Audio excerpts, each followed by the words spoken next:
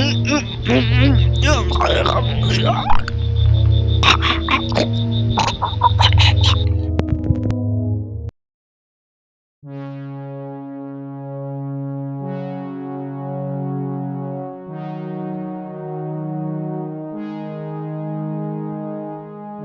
que é que você está olhando, sua esquisita?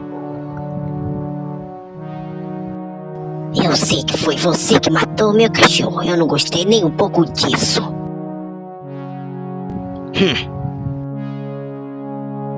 Seu maldito.